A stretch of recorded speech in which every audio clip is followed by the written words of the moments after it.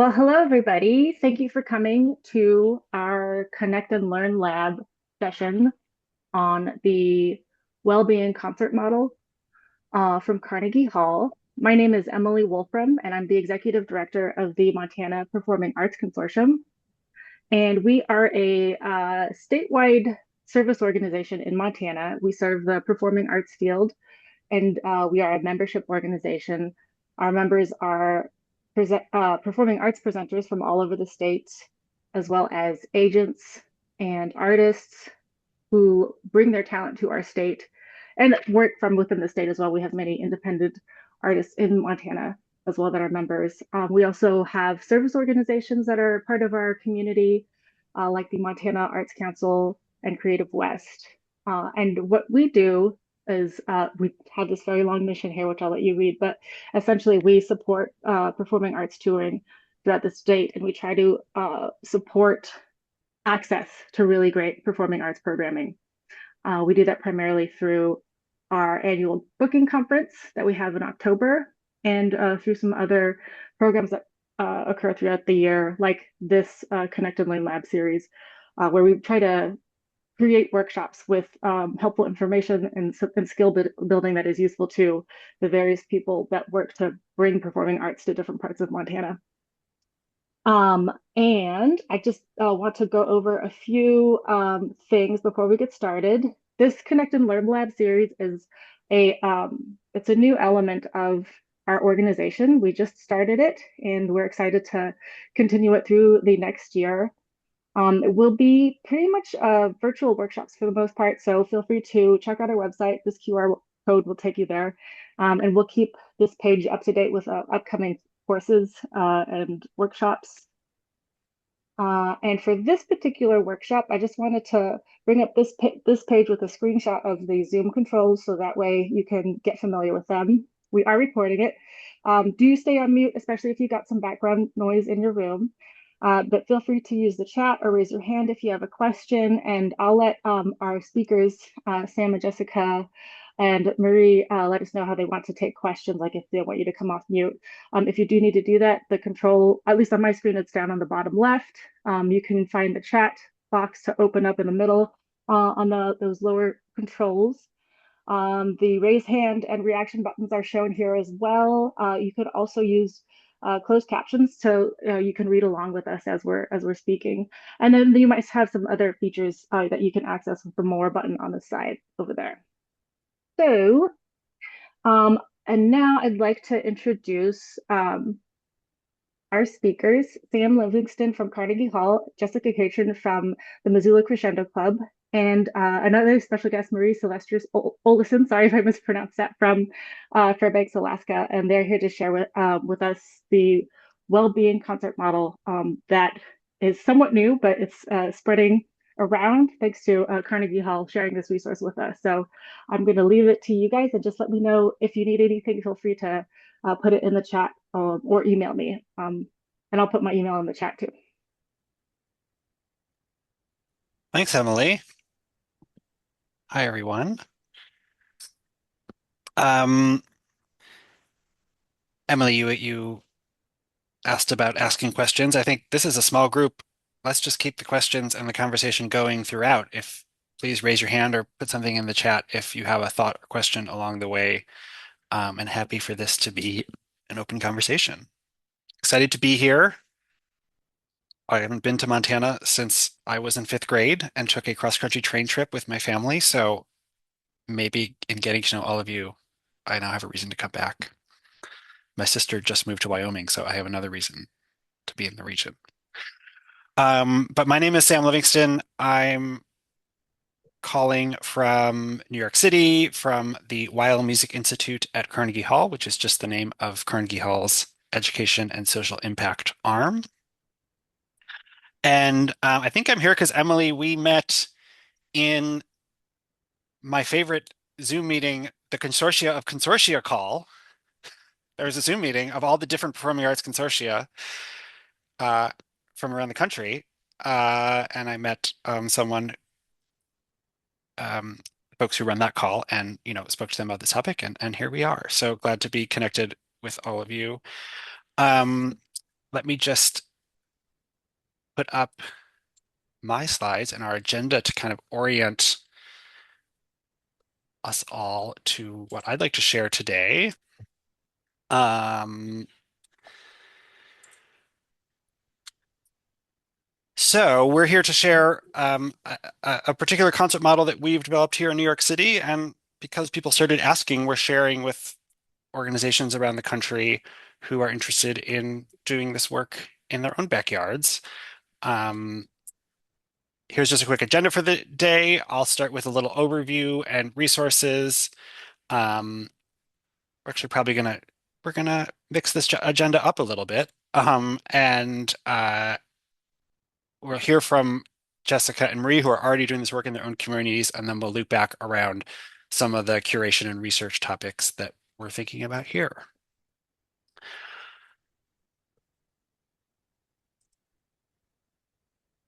Any immediate questions before we jump in? Great. So I'll frame this up a little bit. Like I said, I'm calling from the Education and Social Impact arm here at Carnegie Hall, and these well-being concerts are fairly new to us.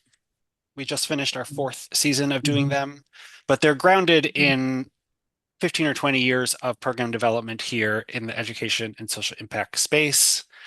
Um, and which I think is um, obviously I am biased, but is a pretty extraordinary commitment this place has made to music education over that time. And really, for us, it goes back to our mission, which probably, like a lot of your mission statements, talks about a variety of things from education programs to young artist development to performances, but it also talks about the transformative power of music and bringing that to the widest possible audience. And we've spent a lot of time focusing on that word transformative, transformation. And what does that really mean in an arts context? It's not like we came to the concert and had a good time, um, but how can music serve us all in our lives? How does coming to a concert, participating in an arts experience, serve us as humans? And for some people, that is a single experience, and for some people, that is a lifelong pursuit. And I know you all know that inherently. That's why you're working in the arts. That's why we're all here. But that has been a guiding force for us and has led to the development of a whole bunch of programs here. A lot of work in the public schools, a lot of work in the justice system with folks who are incarcerated by the city and the state here in New York. And after they come home, we run the National Youth Orchestras of the US, which have proudly had kids from Montana over the years and many of the other states here. We do a lot of work in early childhood with maternal health and with young parents. Um, so a broad set of work that was developed kind of over the last 15 or 20 years. And over that time, we've been really interested in um, that transformation piece and, studying and interested in the well-being that people have found in all of these programs, which of course we know is happening.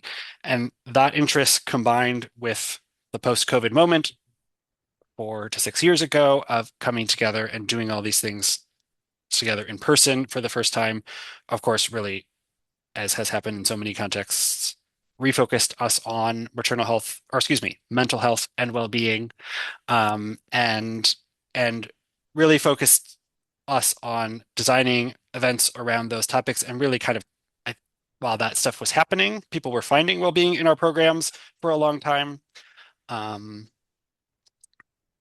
really designing intentionally around that goal. So us being first and foremost, a presenting house and a place where a lot of one night only events happen, we wanted to look at the power of a single concert experience. We know people come to concerts because it helps them feel well. And we know that people are coming, having those experiences at Carnegie all the time. But how do we kind of maximize the experience of a single concert to promote the maximum possible health and well-being outcomes for the people who come over the course of that experience? And over time, this concert series that we've created that we run in New York City and we share with partners around the country and around the globe is an experimental answer to that question. And it has grown and evolved over the last 4 years and continues to do so, and happy to share it with all of you today. Um, so I'm just going to play a quick video that gives a better introduction and taste of the concerts than I can give on my own. So give me 1 second to pull that up.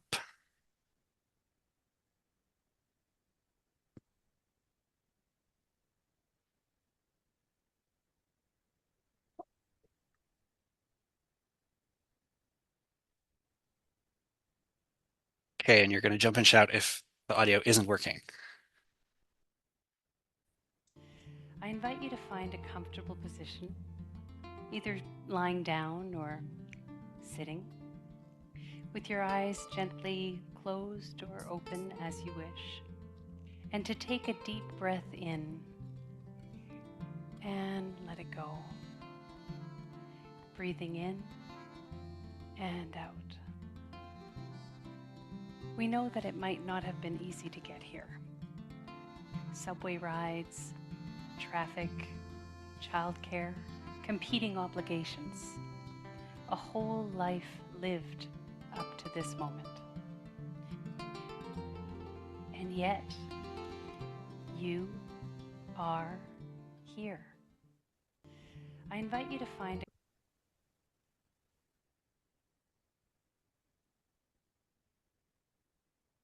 Great, so that's a very quick taste of the concert experience here. Gives you a sense of some of the visuals of the concerts, and also the speaker there. Her name is Nisha Sajnani.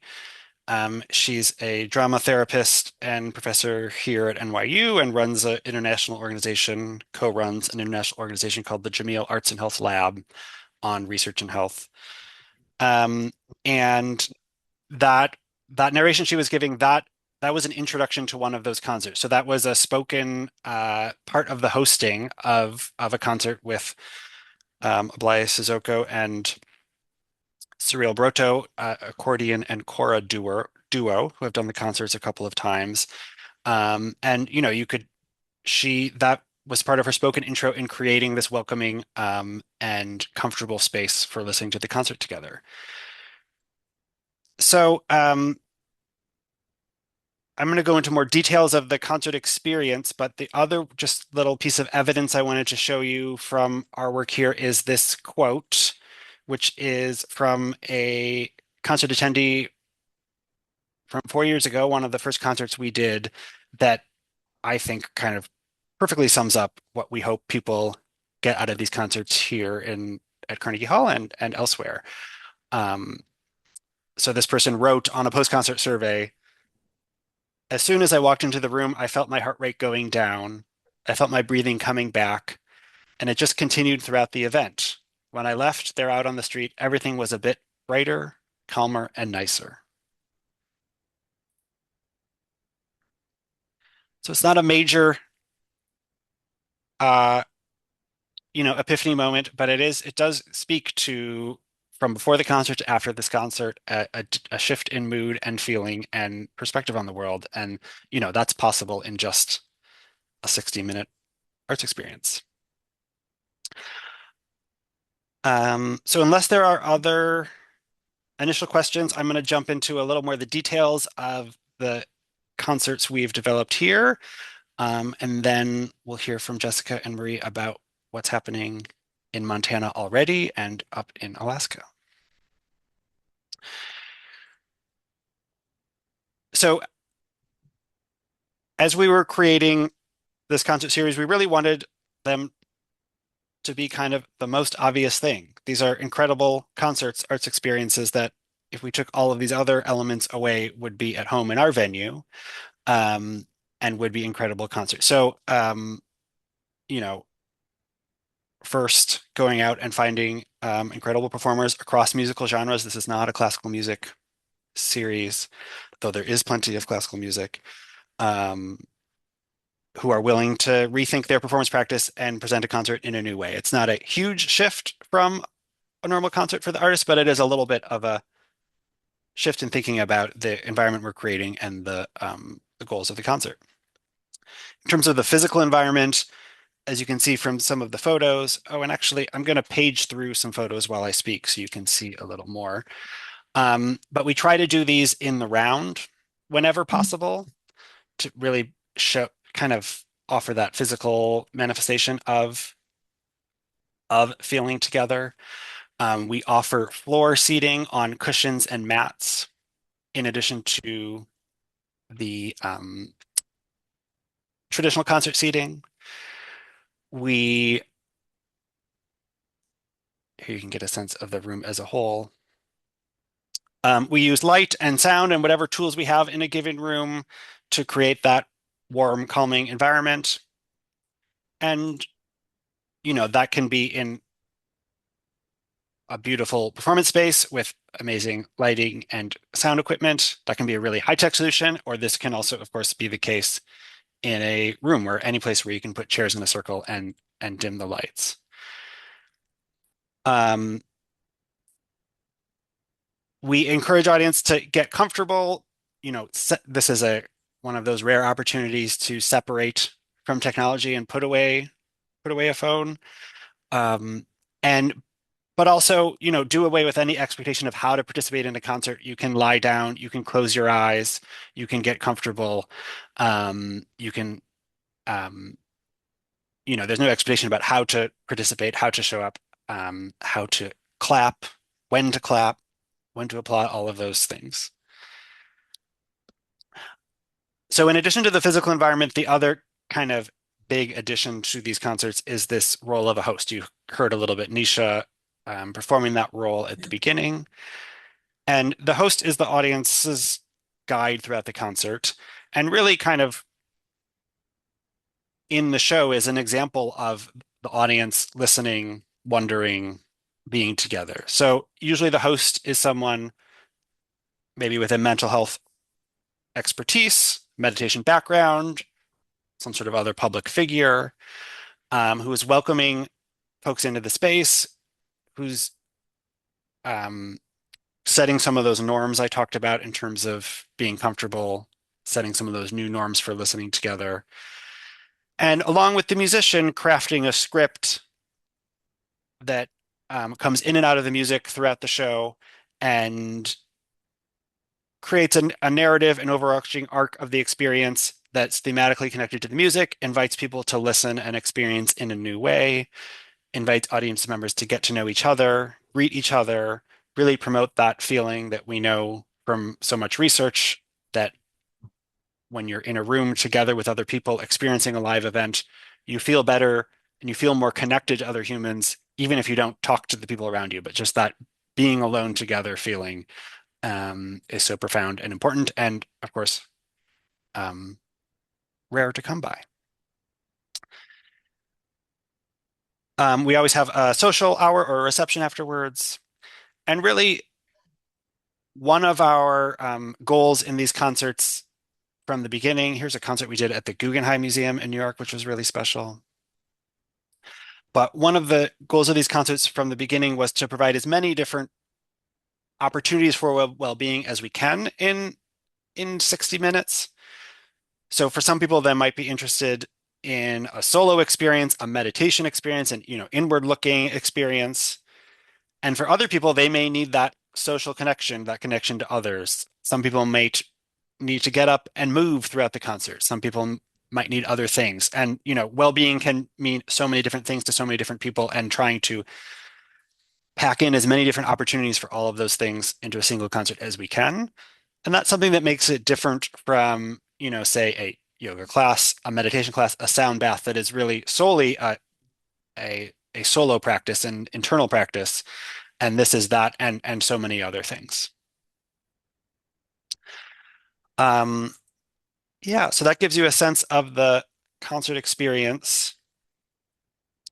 And I just wanted to share one other sample of that hosting role, because that's the thing that's really so different than a normal arts experience. And I'm going to pull up another video here and give you a sense of a totally different kind of host.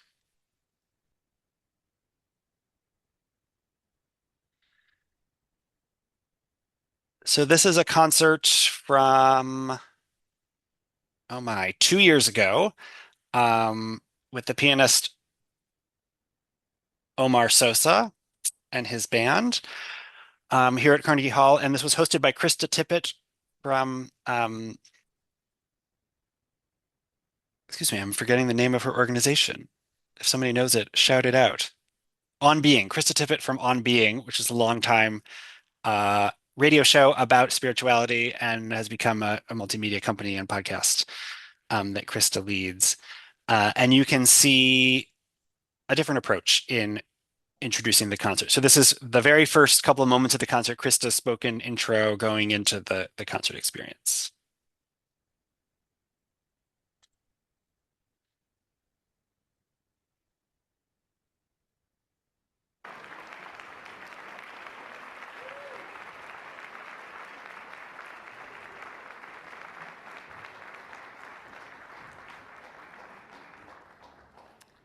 Good evening, everyone, and welcome to this very special concert experience. My name is Sarah Johnson. I'm the Chief Education Officer at Carnegie Hall and Director of Oh, I'm going to skip this intro. Give me a second. And we'll get to Krista. There we go. Good evening. Welcome. It is such a joy and an honor to be in this place, to be here with you, to be here with Omar and Sekou, Gustavo, to take part in this series, which is about really owning a concert hall as a nurturing space and inhabiting the soul-nourishing benefits of music. Also want to turn around and welcome all of you. I'm going to have my back to you. Music, like all of the ways we have to tap into what is cosmic, transcendent, beautiful, and mysterious, music always ultimately defies words. Words can't stretch far enough, but words are what I deal in. And so for this evening, I have excavated words, ideas, insights, nourishment from my life of conversation across the years with musicians and the odd poet and theologian. Excavated these words as tools for contemplation as we listen and really actively cultivate a shared experience in this room. The late choral composer, Alice Parker, said this to me: "Vibration is at the center of life, and we can experience it through all of our different senses. Music is a kind of glorification of the possibility of hearing." Music as a glorification of the possibility of hearing. To begin, I will invite you to take some fascination and delight in what you bring to this already in your body. Feel your breath, which flows always, mostly not with our awareness. Take some fascination in the fact that we will listen both together and separately, and we're learning on the frontiers where we are seeing inside our bodies and brains that when we listen to music together, our breath syncs up, our heartbeats sync up. This too happens without effort or awareness. It happens with beloveds, it happens with strangers. In the science of awe, this is known as collective effervescence. And so my hope, my invitation is that tonight we savor this phenomenon consciously and feel how it joins us. The poet, theologian, and philosopher. Sorry about that. I'm seeing in the chat that the audio is not working out. Is that true for everyone? I was able to raise the volume on my own earphones. I don't know if anyone else has that option though. And let me see if I can pull up a screenshot of, like, at least on my end for my Zoom, how I can raise my own volume. It might be that because it was we were all at I think a fine volume earlier when speaking to each other.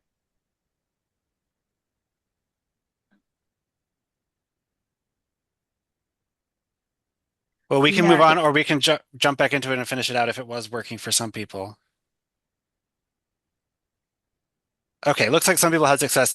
I'm going to jump back into let Krista finish her thought, and then we'll move on. yeah, the audio was being shared, Jasper, and I'm if you go down to the bottom left of your if you're on a browser or your computer, you go to audio and you go to open audio settings, you should be able to adjust the like a pop-up window will show up and you'll be able to adjust the volume there. I'll take a screenshot and see if I can put it in the chat. But yeah, you can go ahead, Sam. For beauty, John O'Donohue said this to me. Music is what language would be if it could.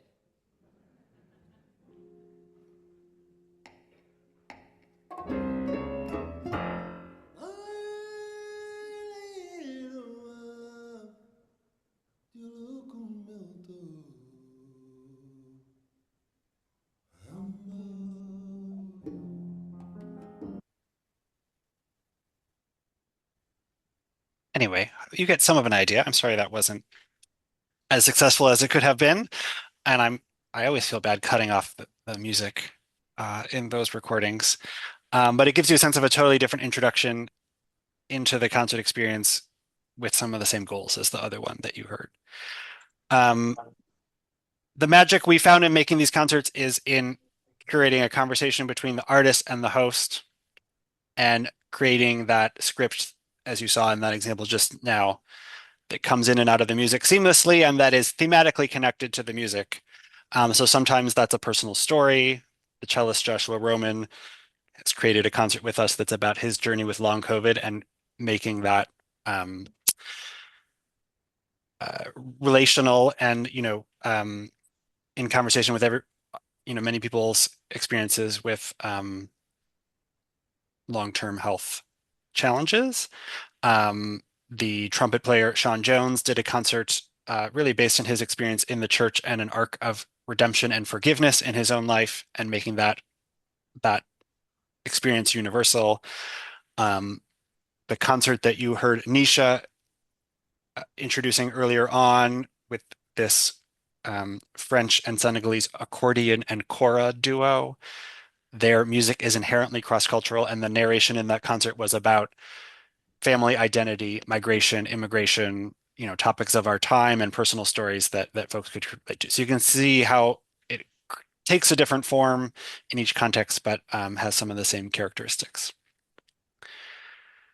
So that's an introduction to the concert model. I'm just going to breeze through a little bit what we offer folks like you all at other organizations who are interested in doing their own concerts. And then the real fun part is going to hear from Jessica and Marie about what some partners are already doing in Montana and in Alaska. So we run this concert series here in New York. We do now up to 15 publicly a year, and then a bunch also for private audiences. A lot of times that's an add-on. Just to give you some examples, that's an add-on to an existing partnership or program that we have. So in some of our local public hospitals and healthcare systems where we have music programs, we are also doing these concerts for the staff in those facilities as an added benefit. We do them with young people in schools, in correctional facilities and other settings. We do them for teachers who are in our school programs, teaching our curricula for their own well-being, for groups of veterans, groups of seniors. Actually, in some instances, well-being concerts have become a benefit for Carnegie Hall corporate sponsors for their own employees, which is an interesting side angle. Marie in Fairbanks has already done one of our partners who has done a lot of great work with young people, teenagers for these concerts, and we're experimenting with that here. So trying in all sorts of different settings, and yeah, everything from the stage of Carnegie Hall to a classroom where you can put a couple of chairs in a circle. So that's what we do here. And along with a couple other programs we share from New York City, we offer this to organizations who want to do who are inspired by this work and want to do this program in their own community.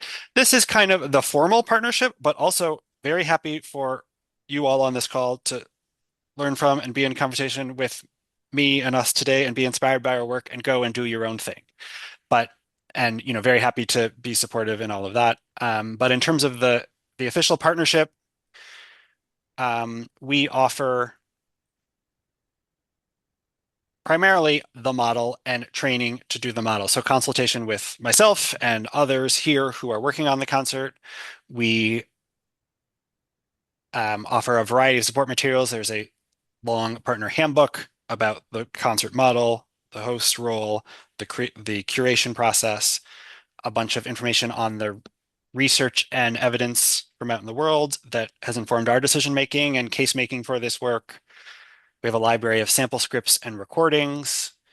We've already done and are engaged in more research, and some of our partners are doing their own research as well. So there's a growing body of evidence for this model, especially in addition to broader arts and health evidence. I think one of the big benefits of partnership is access to peers who are doing similar work across organizations. And we have been doing a set of online training webinars focused on different aspects of the model. We did 6 this past season, and we'll continue those. And hopefully in the future, as the partnership group grows, in-person network meetings here in New York or elsewhere, we've already have a practice of an annual concert and meeting amongst partners during the APAP convening, the Association of Performing Arts Professionals here in New York City every January. And hopefully that will grow and be available to more people as well.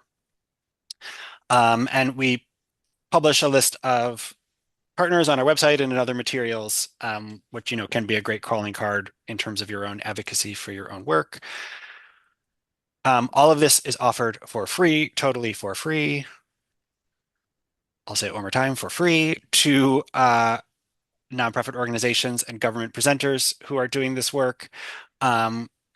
There's a couple simple things we ask for in return. To do a concert, to be a partner, you should do a concert. It's probably obvious. To share some data back with us on the concerts that you're doing and the people who are attending, so we get a sense of the national picture, and to just use our Carnegie Hall name and logos in accordance with some of our guidance on that. Here in very small print is our growing list of partners for the coming season. This is 30 organizations. That's up from 10 last year. The outreach has been, and the interest has been pretty incredible from all sorts of different organizations, everything from orchestras to independent music series, a lot of focus on university campuses and colleges, community centers, all sorts of different types of institutions have decided to adapt this into their own community.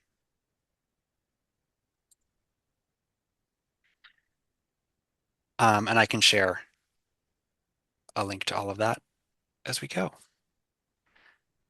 Before I hand over to Jessica to learn what Jessica's already up to in your own backyard as a partner for the last year, who has done a couple concerts, are there any immediate questions for me? I'll go unless somebody else has one. I was going to ask about the data and the metrics that you're measuring. Oh, my first question was, when did you start measuring outcomes? Like, did you begin the well-being concerts with the intention of like measuring it from the get-go, or did that start later on?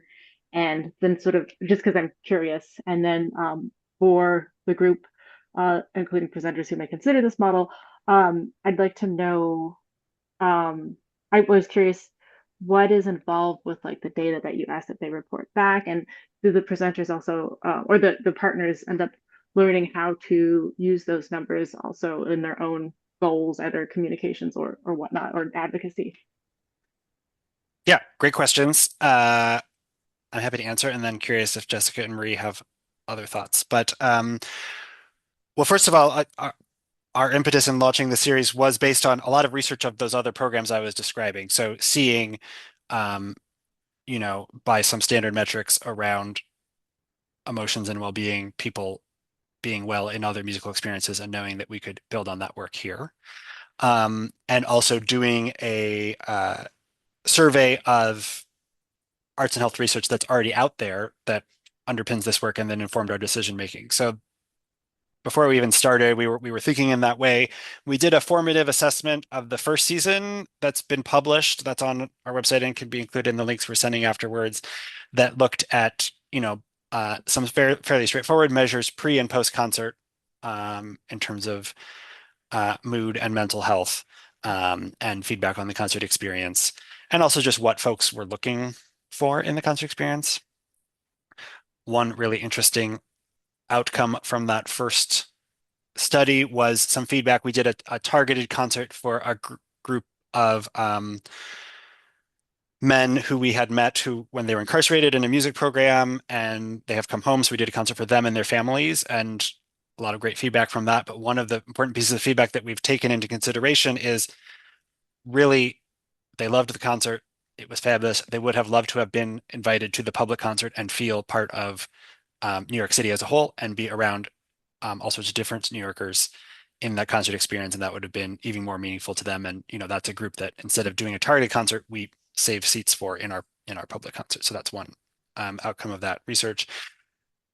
There's a couple other research projects in progress. There is a study with University of California, Berkeley on our second season that's in the academic publishing pipeline.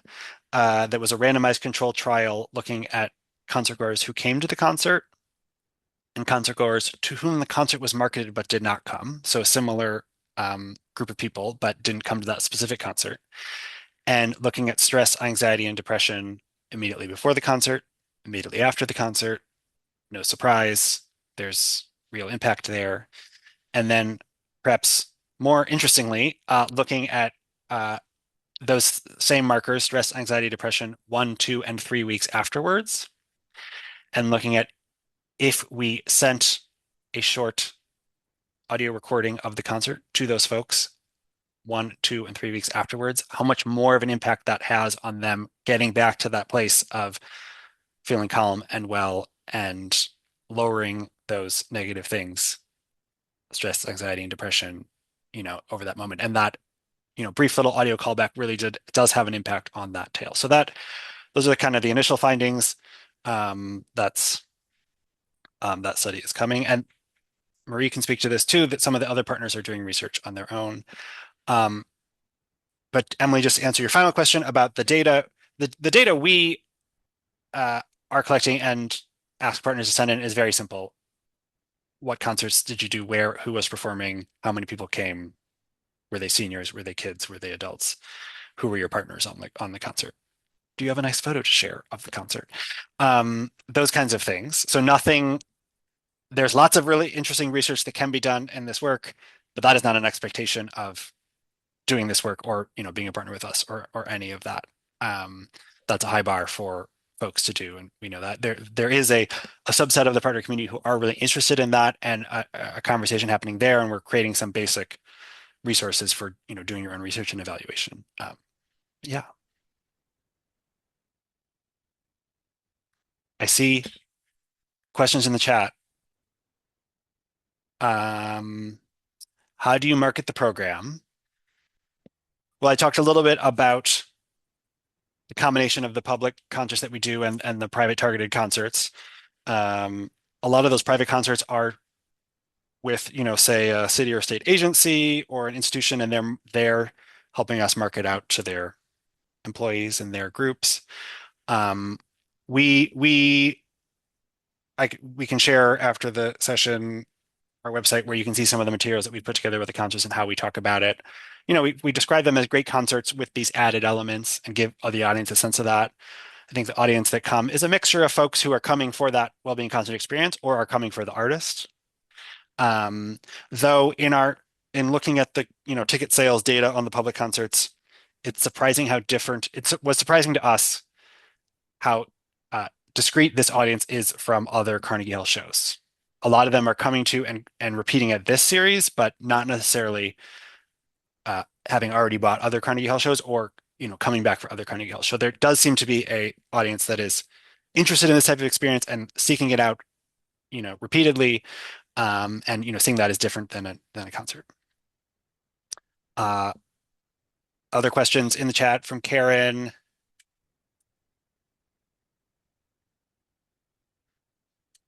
We haven't really experimented with aromas or or air movement, especially knowing that things like incense are really wonderful for some people, and other people have allergies or other reactions too. So we've stayed away from that.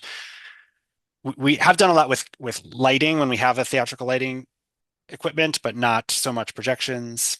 And obviously, we in terms of the seating, we've thought about surface texture and those kinds of things, but have not um, done a ton of experimentation there. We've done some of these concerts bilingually in Spanish and English, where we market it in both languages and develop a script that has some in Spanish and some in English. And everybody's a little uncomfortable at some point if you don't speak both languages, trying to figuring out what is being said at a given moment. Um, that's been our experimentation there so far, but obviously there's more to be done. And I think Marion's got a question too.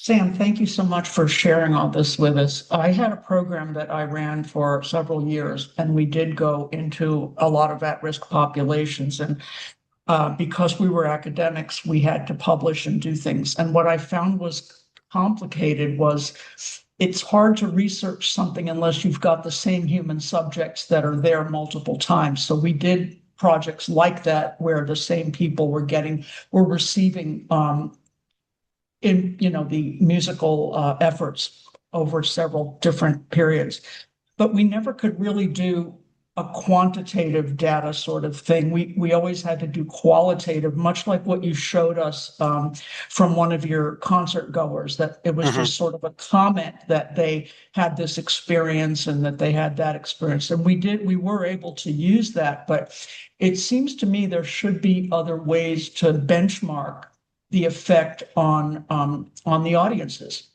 Have you heard of anything else? Yeah, I think that's some of the obviously we know the challenge with researching these types of arts experiences. That's one the study I described with Berkeley that's coming um, about before and after the concert and 1, 2, and 3 weeks afterwards. That is very much data informed, and that was a randomized control trial with I mentioned the control group and the folks who came to the concert.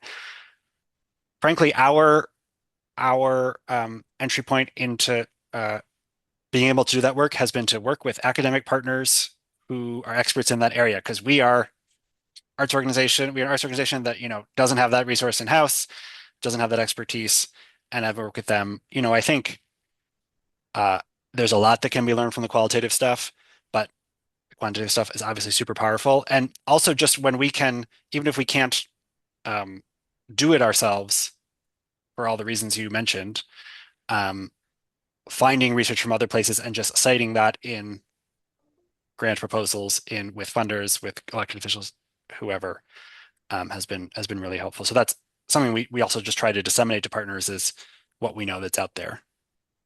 Um, I don't want to lose time. I've been talking for a long time. Maybe I'll pass it on to Jessica. Jessica, why don't you share about your work and also answer any of these questions that have come up so far? Yeah, you bet. Thank you, Sam, and thank you, Emily, for hosting this. I'm in Missoula. I'm executive director of the Missoula Crescendo Club, and we're just entering our second year doing these well-being concerts. Our mission statement is providing access, resources, and opportunities to thrive through creative expression. So when I learned about these, it just naturally seemed like a great fit. So we've been really excited to be a partner and to gain all the fruits that Sam and everyone at Carnegie has lent and shared over the last couple of years. We have done 2 concerts and we have 3 upcoming. I actually put a little slide show together just to show you kind of what we've done. We're a much smaller organization, so This will just give you a sense of what we're doing here in Missoula. Let's see if I can pull mine up here. Right.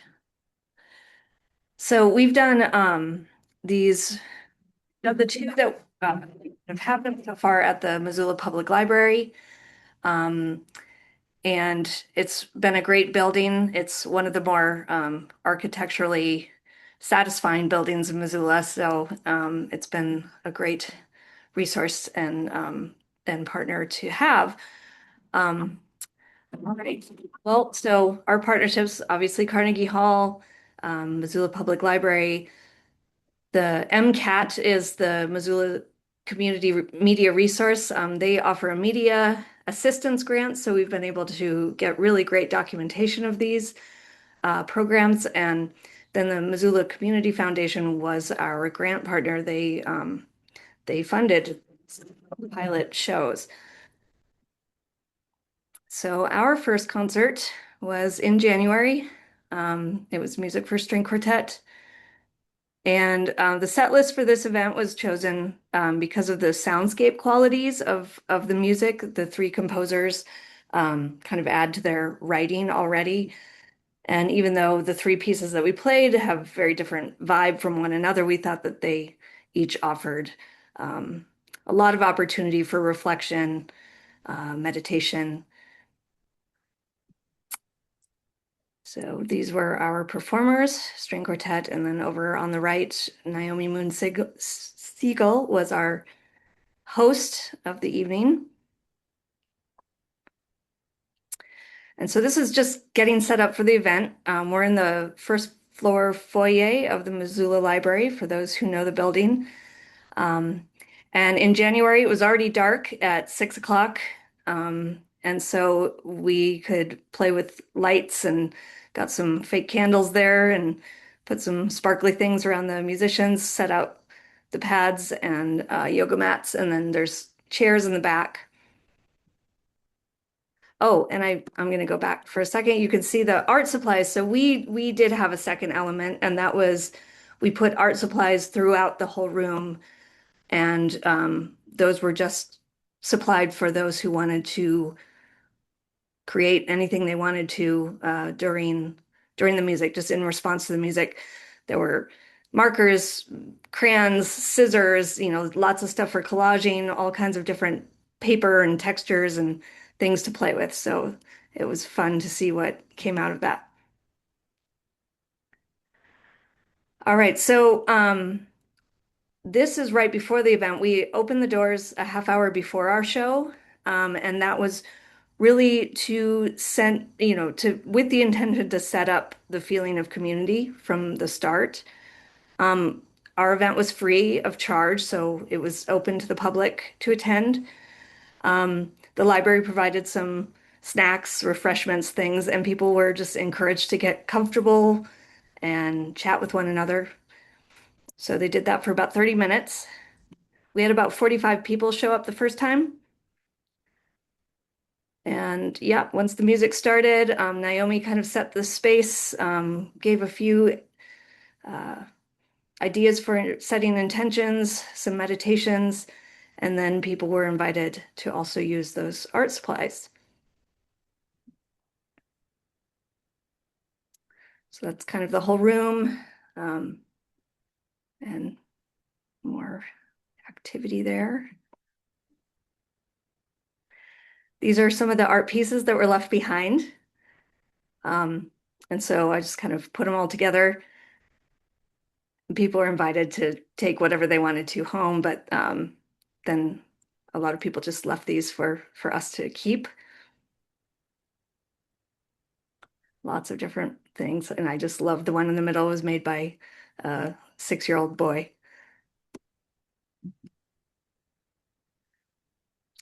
All right, so our second one was in June. This is the same time of day, 6 o'clock. So the light was out. It was spring. It was light. It was just like a totally different feeling, which was really cool. And the music for this one was also very different, more of kind of a folky thing. We had a trio banjo, guitar, fiddle, cello, and same idea with the art supplies. This time we had 83 people come to the event, and that was packed. It was we had people standing in the back who couldn't really get in. And yeah, our intention for this, you can see songs of hope, resilience, and homecoming. We decided when we were talking as a trio, we decided that we wanted to bring in songs, and we each decided to bring in a couple songs that we felt brought well-being to ourselves. And then we sort of collaborated as a trio and made our own versions of these songs. And that's what we shared with the attendees. We had like Whiter Shade of Pale is what we started, like an instrumental version of that. We had songs by Kim Deal from the Pixies, Pink Floyd, some Modest Mouse, Kate Wolf, who's a folk singer from California, Johnny Nash, and an original song by Caroline Keyes, the banjo player. So that's music happening. And the attendees, had a lot of different options for intention setting. People were invited at the very beginning to set intentions, particularly things that they wanted to bring in during the hour, and then other things that they wanted to send out during that hour. People were invited to close their eyes. People were invited to doodle with the art supplies or just lay on the floor. People were invited. One of the songs, it was really about friendship and connection. So if people felt comfortable, if they knew each other, they were invited to embrace hands or just sit closer to one another.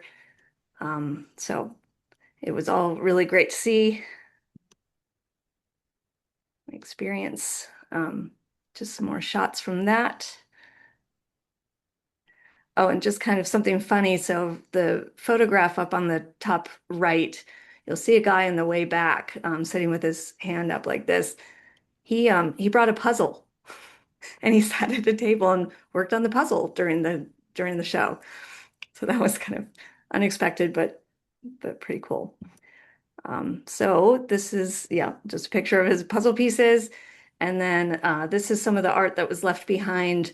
One of our high school volunteers took all the art pieces home with her and she created this collage from that. So that's pretty much what we did. And we do have, so coming up this season, we've got 2 shows planned at the library, one with a handpan duo and another one with a different string quartet.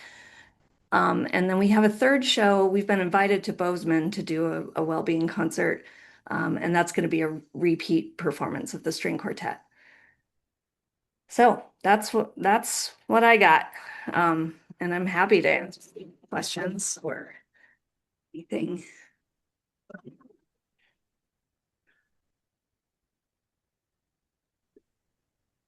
It's been a really fun process. Congrats, Jessica.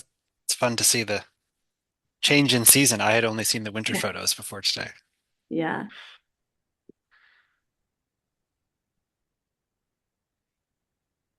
Unless there are immediate questions, maybe let's jump over to Marie and hear about what's going on in Alaska, and then we can have a conversation together. Good afternoon. Thanks for having me today. Well, so I discovered the work from Carnegie Hall at APAP 2025. I think, Sam, you were there presenting about what you guys were doing.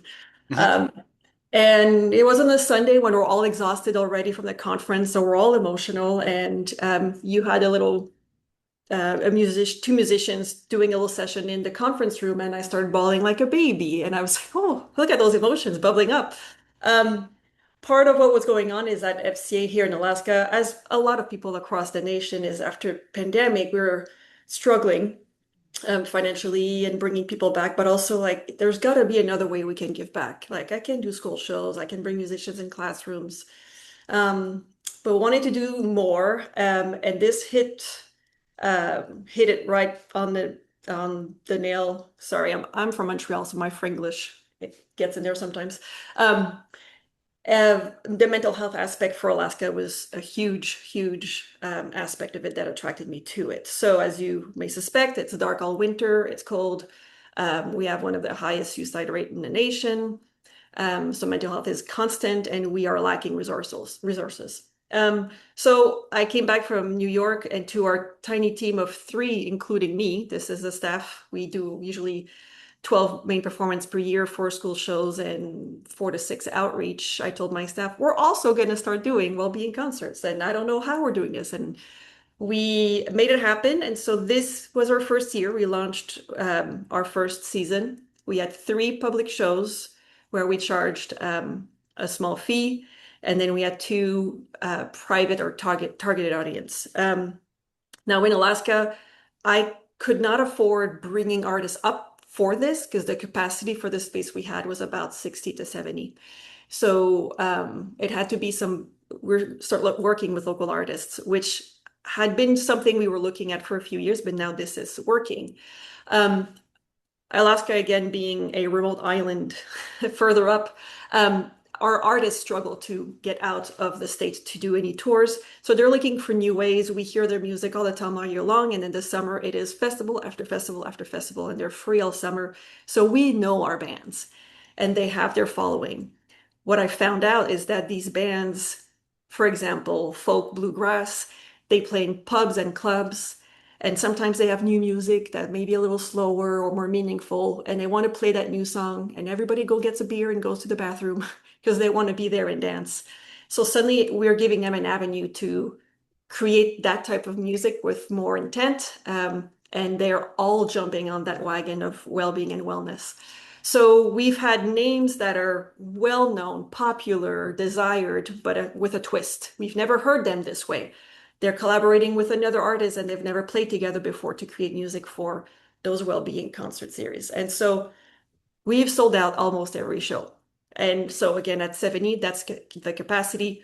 We're extremely lucky that we are renting our space here from the local ballet school. Their studios, they got a grant to create a black box. So it looks professional, it's well produced. I'm paying our production guy the amount of money he needs to make this look polished. And so I'm going to share our webpage, which speaks maybe to the marketing aspect to all of this. Let's do this. Can you see this? Okay. I quickly became clear that I just jumped on it. It's like, we are now doing this, and I told my board. So I wanted it to be part of our website. And so you can see at the top, I created this new tab. And this is our second concert that we had. This gentleman is actually on my board, but he's a great musician. And that's my chair sleeping there and listening to the show. So we have people on mats and enjoying their time. And the response from the surveys has been 4.9 to 5 on 5 on the scores. Usually for all our main concerts, our 4.7 to 4.8 is a very, very good score. People loved it. And so this is another one. You see families and kids together. People after the first concert started showing up with their own mattresses and sleeping bags, because that's what we do in Alaska. They just went all comfortable and enjoying that opportunity to be less formal while listening to a concert. This is an example of the one we did in one of our middle schools. So the artists at the back there, I have another picture later. These are all 7th and 8th graders on wrestling mats. This, again, low tech. There was 2 lights and a little bit of a sound system that we borrowed from the school. This cost me $0. It does not have to be expensive. It does not have to be all perfect. And I think one of the best advice I would tell anyone trying to do this, don't try to do 100%, aim for 40%, just do one. And then the next one will be even better and better, but you'll find that the response, the effect will work and will be there. Just get going. So we had this gentleman called OK Cello. So his name is Okari Johnson. He's actually been presenting at APAP for a few years. We had 120 kids in that room. And you see they're piled up, four of them per mat. Some of them had all their legs intertwined, eyes closed, listening to the music for an hour. The staff was laying down also. We had staff, just the teachers, enjoying an hour break in their middle schools are insane. It's crazy. And so we saw the before and after. They came in wild as monkeys, roaming, running around, and they came out happy, full of joy, but it was peaceful and it was calmer. And then the teachers told me afterwards, like they were worried about the next class after this, but it was nice. People were just gentler. So that was a nice feedback that we got from this. This is another example. So we had a Dene Navajo artist, Delbert Anderson, that came for a week's residency here. And this is our local native school, Effie Catron. And so he came in. We used their sound system. This is one spotlight that they had already installed in their gym. And that was it. Mats and gym and chairs again. 75 to 80 kids were in here. And before we got all the positive feedback from the students, the artist, Delbert, was like, this was phenomenal. And you told me doing a concert in the rounds, like, sure. Yeah, we think we know what it is, but actually the impact is a lot bigger than I anticipated. So that was a great success. We had a lot of fun with this one as well. And you see some pictures rolling here. These are some quotes we got from the surveys that we've done. So we are also collaborating with University of Alaska Fairbanks. I'm very lucky that one of our best patrons for our usual season is a doctor in psychology. And so she rallied two of her grad students to do the research for us. Now for next year, they're fully on board. And Sam, they now have 5 students working with her. So the interest is there. They're delighted to work on this.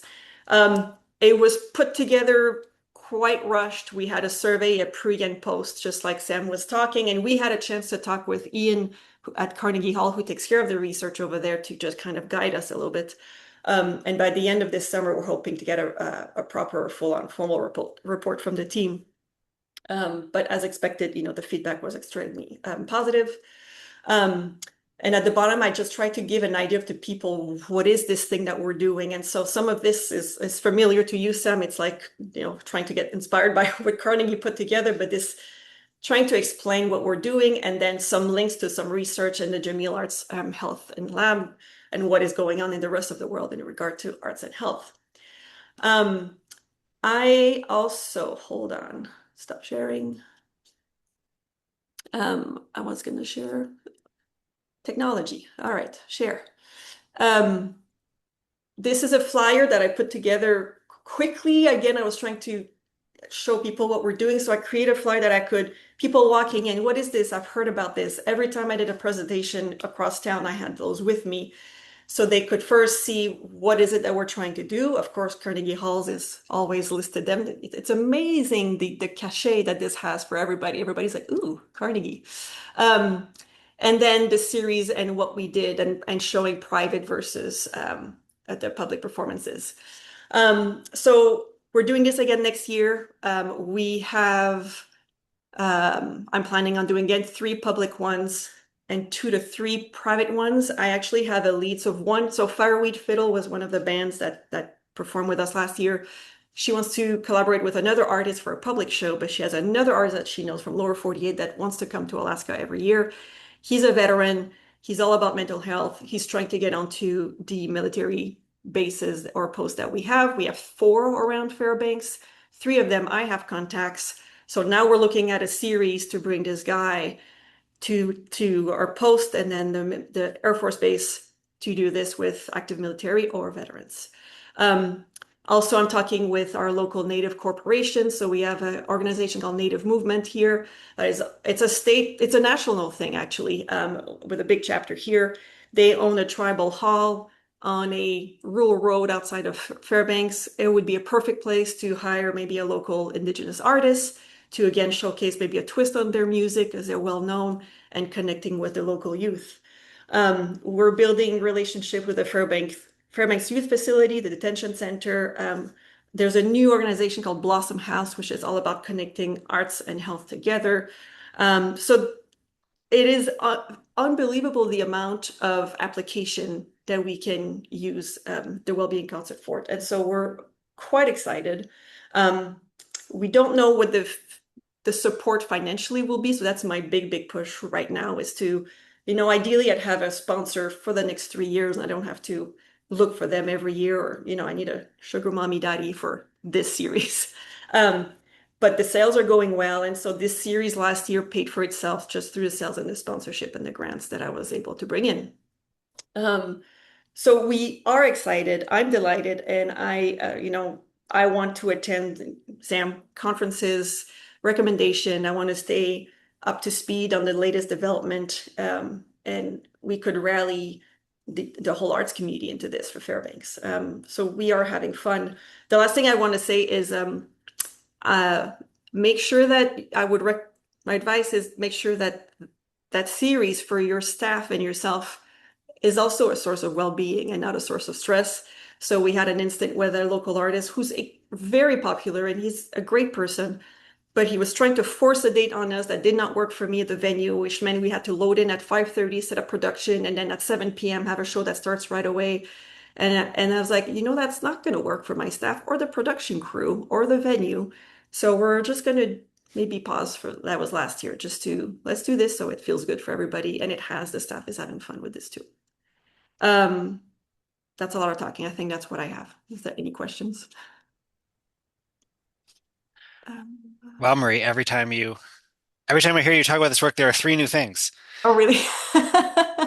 Uh, oh yeah, I see a question. Yeah, we charged $30 or $35 for the performances. With sponsorship, yes, they've paid for themselves. I kept the production itself we have a really good production crew in town. It was about 1,500 for producing those shows. I got a grant for all the mats and the cushions to support, those capital assets. And so with support from your local community, you should be able, one of them for us was our tourism association, because we're bringing this new format of concerts into a community when it's the dead of winter. For us, mining is a big industry here. They're always trying to give back to the community. So these are some that I've pushed. Right now, I've just sent an application to our local hospital to get more funding from them for this year. We'll see what happens. So yes, I made money this year on this series, which I had budgeted for loss. And so phenomenal. I see a question from Jasper. Yeah. Singing, yes. That's something we've been experimenting with. I think there have been some experiments so far. It, as we all know, really does change the experience in the room when there's an opportunity to sing along. We've done some things with music that's based on a drone and asked the audience to be part of the drone. But there's a group in New York City called the Gaia Music Collective that has gotten a little bit of social media fame around kind of participatory choir events where they it's like build a wicked choir in a day and they get together and learn the wicked songs together. We're going to do one with them next year, which will be a total experiment, and that will be 100% participatory. So stay tuned. Let's stay in touch about it. And then your other question was partnership outside of nonprofit spaces. Yes, the like official use the Carnegie Hall name partnership we offer only to nonprofit and government organizations, but everything else is available to everybody. So, very happy for you to take this and adapt into your own work or take it, I gather you're an artist yourself, take it to an organization and pitch them on being a partner and, be the instigator in that way. So happy to have you part of the family and the interest in that way. Jessica, did you have something to add? Well, and I see your fractured atlas question. When we joined on with Carnegie Hall, Crescendo Club wasn't yet its own nonprofit, so I run a music school called Grow Music, and it was fiscally sponsored for 3 years, and so that worked just fine to join on to the Wellbeing partnership, and then we've since become, broken from that and just continued our partnership under that. So it worked. It was great.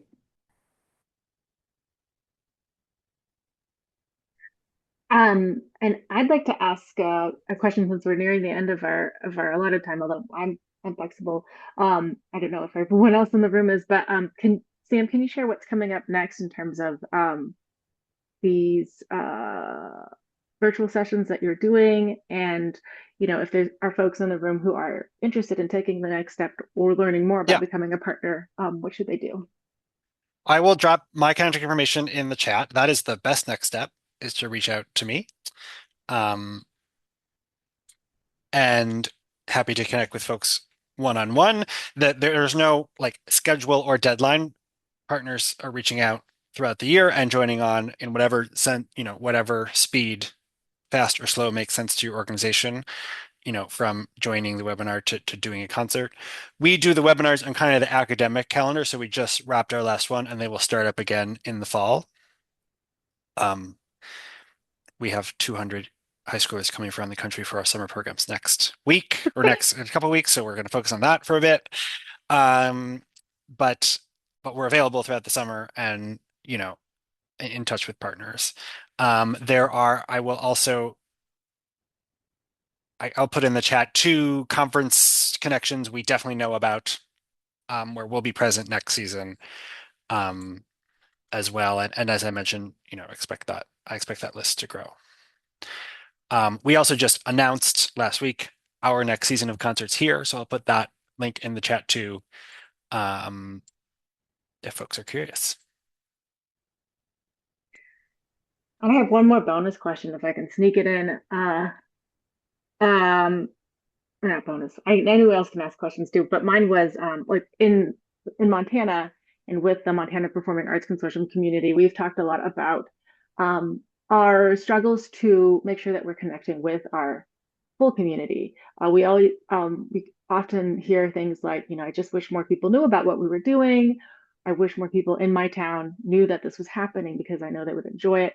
So I was wondering if Marie or Jessica could share, like, if this well-being concert model has been an opportunity to bring new people into the room or into the concert experience for you, and what has that been like?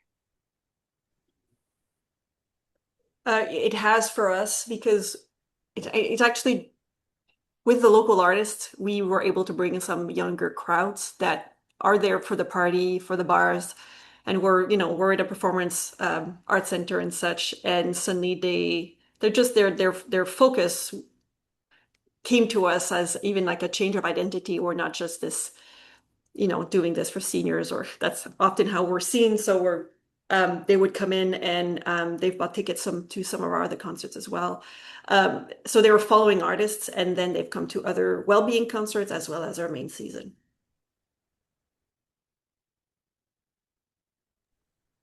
And I'll just say, I think, well, first of all, Crescendo Club is mostly like we mostly work with youth in the schools.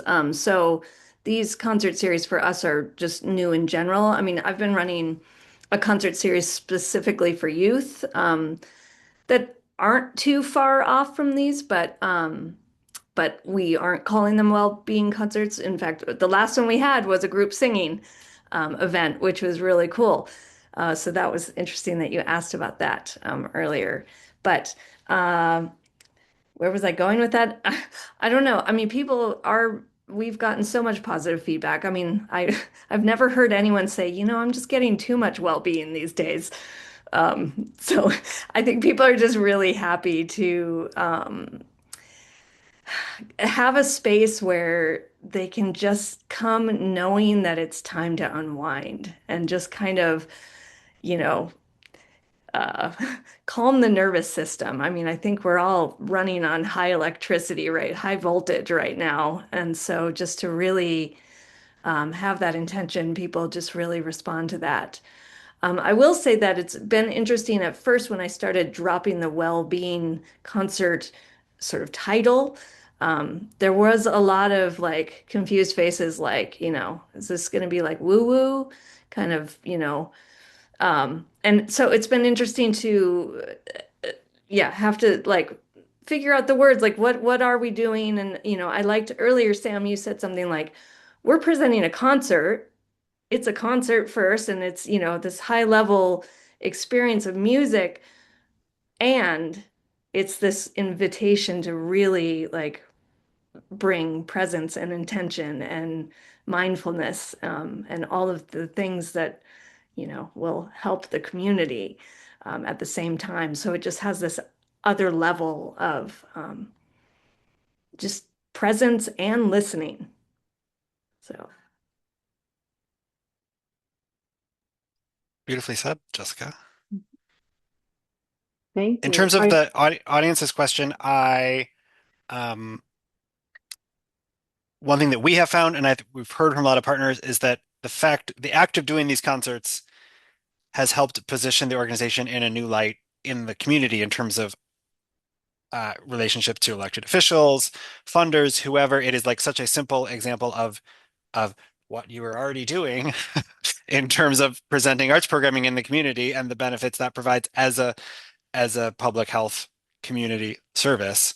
It really helps illustrate the power of a single concert and everything else, you're already doing as artists and organizations. Jasper, do you have to call it a well-being concert? No.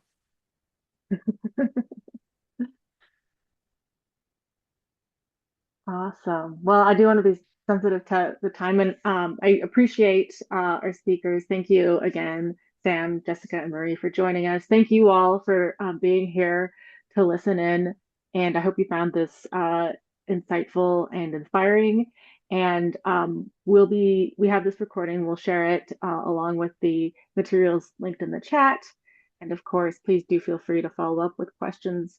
It sounds like the program and the model is very, very flexible. You can like go in 100% and do the whole thing, or you can learn everything there is to learn about it and take the parts of it that are going to work for what you are already doing. So that's really generous to have that available, and I hope that you're able to take advantage of it. One last thing, we will continue with this series. So I'm just going to put up on the screen really quick our the webpage where you can subscribe to our emails and continue to get updates on these virtual sessions that we're doing. Again, I have a feeling that arts and health, arts and mental health, arts and well-being, it's going to be an ongoing thing in the world, in this country, for a long time. And so I anticipate we'll be having more discussions like this, and I look forward to sharing that with you. So yeah, thank you again, and hopefully we'll see you on Zoom or in person or in a concert sometime soon. Thank you so much. Wonderful to meet you all. Thanks for having us.